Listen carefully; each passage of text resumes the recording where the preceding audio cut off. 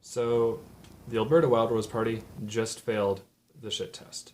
And what the test is that if, here's an example. A female wolf gives heck to a male wolf, goes and tries to bite him on the neck and stuff, just generally harass him.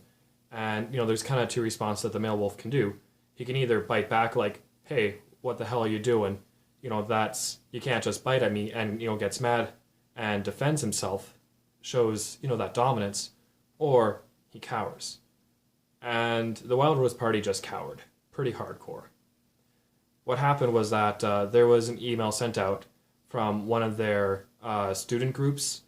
It was a Calgary student group in a college for the Wildrose Party, because they were going to show a documentary, and they had the title in the email, Feminism is Cancer.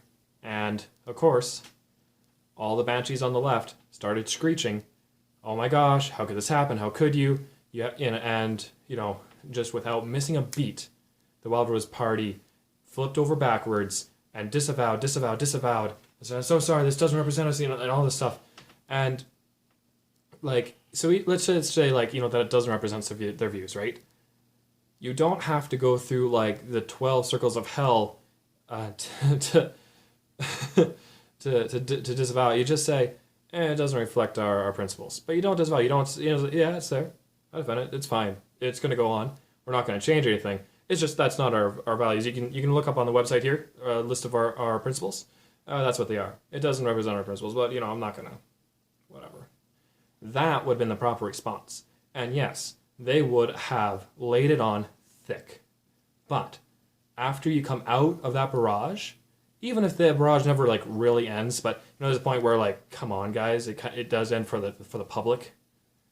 You're going to come out a lot more victorious than as if you cowered.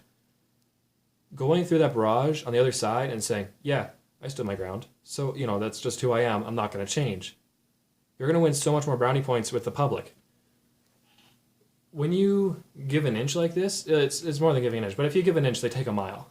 And when you do that, you can't stand for any social values anymore, because every single time you come across a leftist social value, you're not allowed to attack it. You're paralyzed. You are pandering to people who would never vote for you and can never touch those things. If you can never touch their social values, how can you possibly defend your social values? How can you go to your base and say, we're only going to talk about economics. We're not going to talk about anything related to culture or anything that, the left gets mad at us about. How many votes are you going to get then, right? It's just a race between, two different cucks saying who's less cuck than the other person. Now, they're going to try to form into one party to try to stop that problem because, vote splitting is a huge issue which got the NDP elected. But I digress.